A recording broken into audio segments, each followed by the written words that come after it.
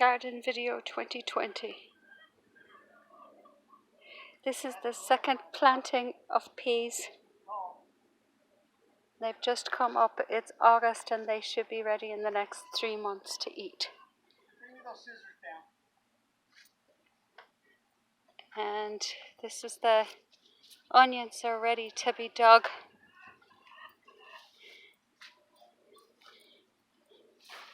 And I have to bring the scissors to Chuck.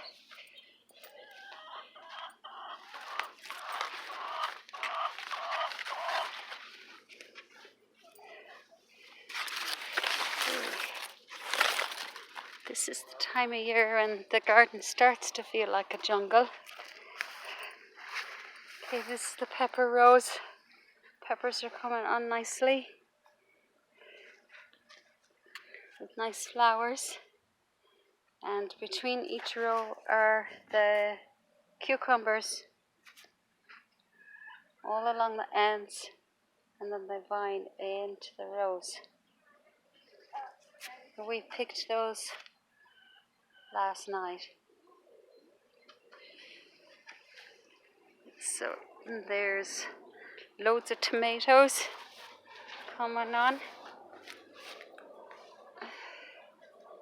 Let's see if I can get in here, show them all the tomatoes. Those will come on real fast. So there's 1, 2, and 3. There's 4 rows of tomatoes.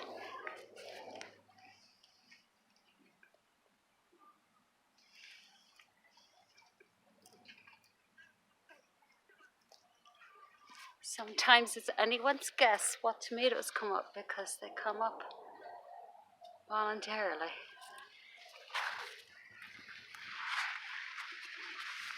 These ones are heirlooms. They'll be lovely. And there's the corn, way up there. And there's loads of cobs of corn coming on.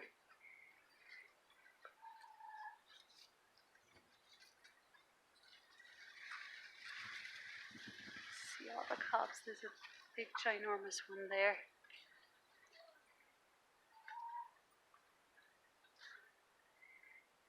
And then I'll just walk down through the row of corn, or of tomatoes.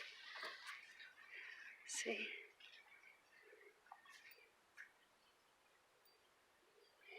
And there's cucumbers there.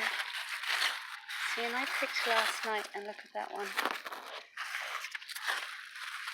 We like to come out at night time because it's nice and cool. It's only 98 degrees Fahrenheit out here now. There's the heads of cabbage growing in the shade. And they're shaded by the corn there. And this is the kale. The kale has gone to seed. And on the other side of the kale is a box of cabbage. And there's red cabbage and green cabbage in there. And this is what we call the beet box. And then this is tomatillos, which have a really pretty flower on them. They grow upside down. And then they turn into a little lantern, and a little green, sticky, sweet tomato grows inside. And it's what they use to make salsa verde. That's collard in that box. And there's the potatoes almost ready. There's peach tree.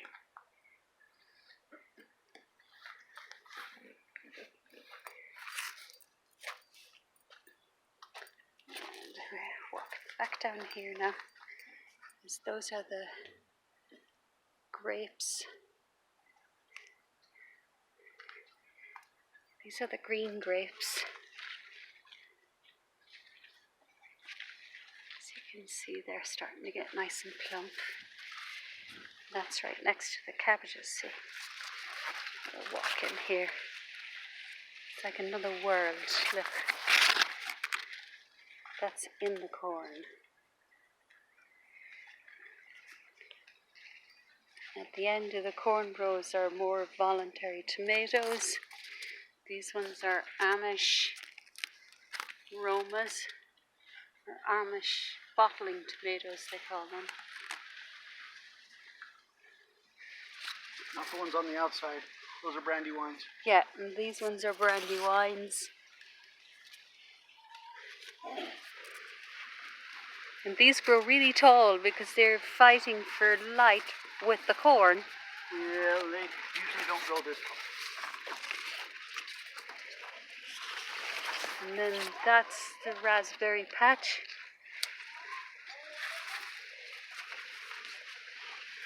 And Chuck trimming the tall tomatoes. Those are raspberries. The bush out.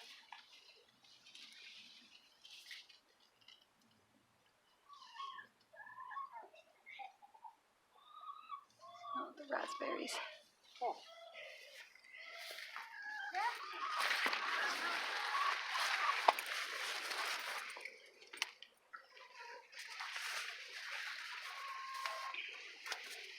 Oh, there's more voluntary tomatoes there. Seriously, when I say it starts to be like a jungle, it's like a jungle back here. And that there is the pear tree, which is 35 years old. And Noisy Roisin, she's the boss. Are you the boss? Yeah. So you can't walk anywhere without get bopped in the head by pears. And then there's the chicken coop. Through this gate here.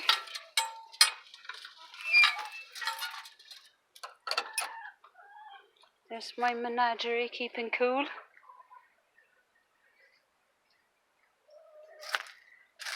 And then these are none other than blackberries.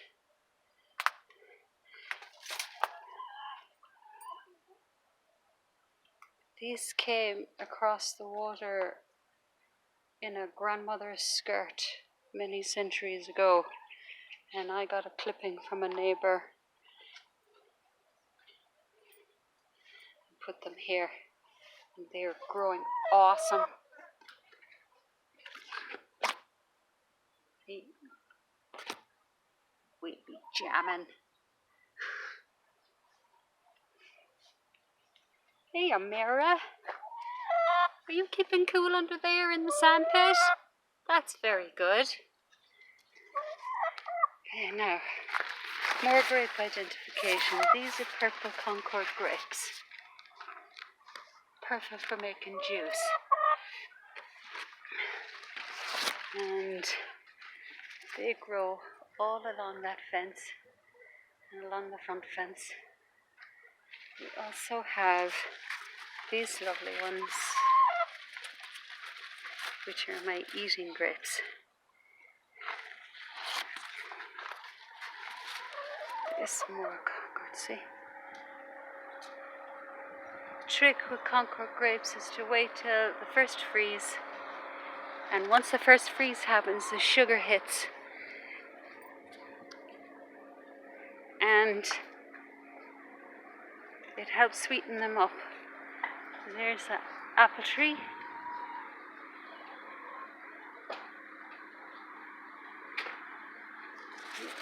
Apples. These are Jonah Golds. When they're ripe, they'll be partially red. The apple tree is looking a little dry because it's been like massive heat. As you can see, I'm on the other side of the garden now. You can see the rows. This is our older peach tree, which is quite happily bearing fruit.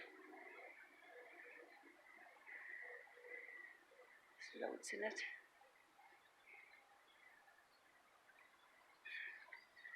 And then that's the scrap that's ready for building the greenhouse when we get the permit, because we're going to attach it to the back of the house as a sunroom. And then there's the herbs, rosemary, oregano, parsley back there, dill, and back there in the corner is lemon balm. And a brain malfunction. Okay.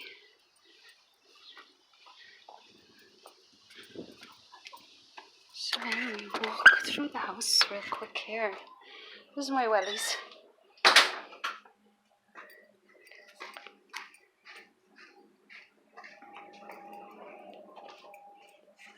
Jared in the messy living room.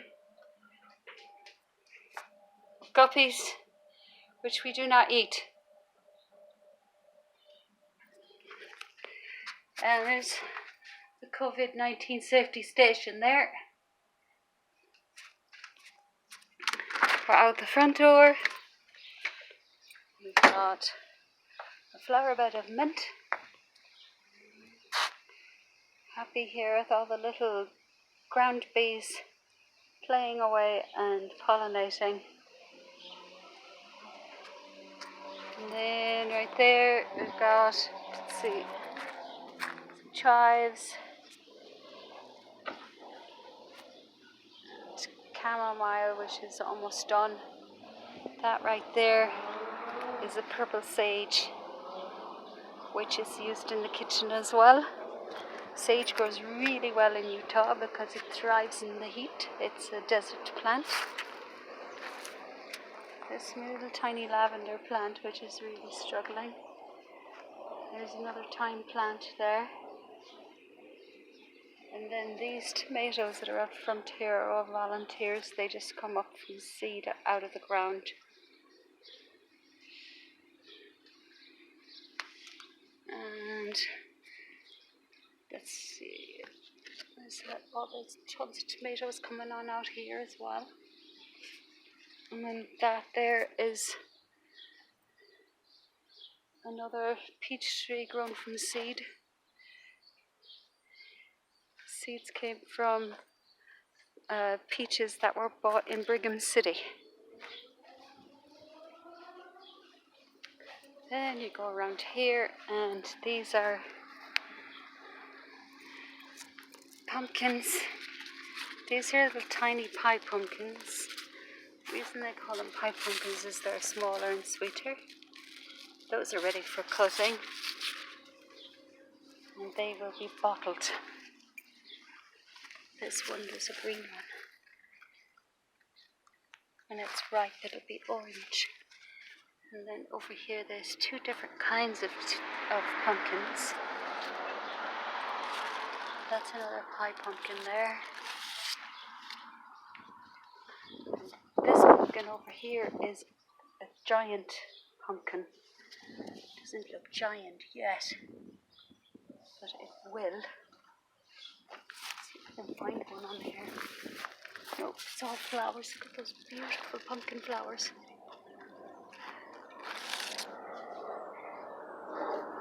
I'm not seeing any more pumpkins on that vine. But there you have it. Quick rendition of the garden.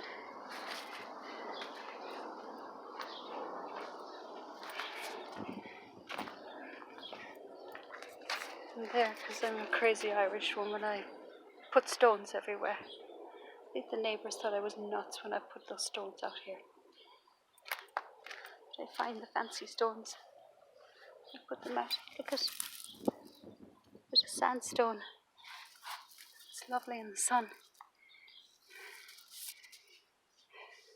The sage smells great. I wish you could smell it because it smells awesome. Then you walk along here and then there's all the mint. Just loads of fun gardening in the heat. back in. It's nice to go through the house because then it's cool.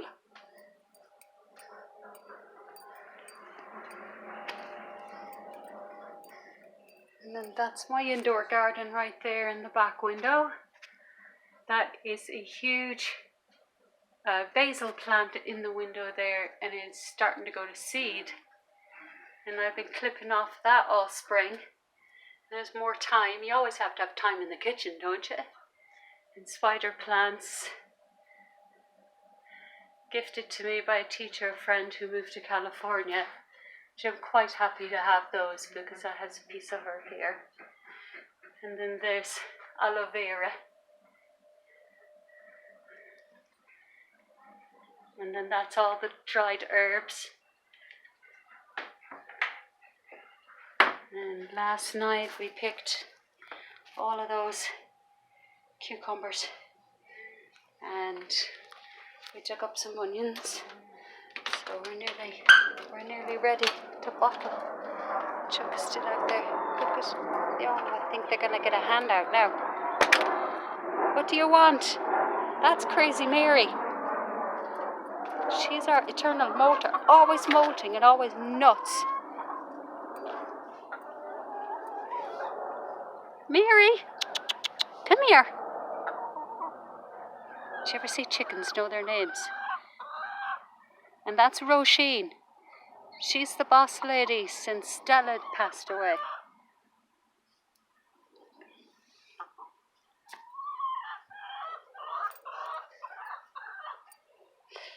There you have it.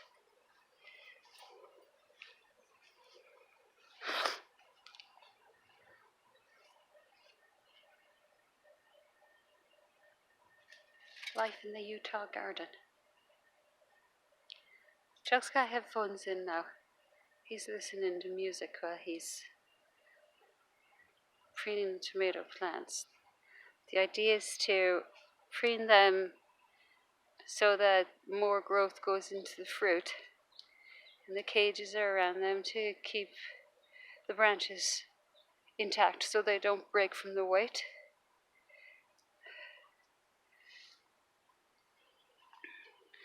Which I thought was a crazy idea when I first moved to America. I'm like, why would you want to put tomatoes in cages?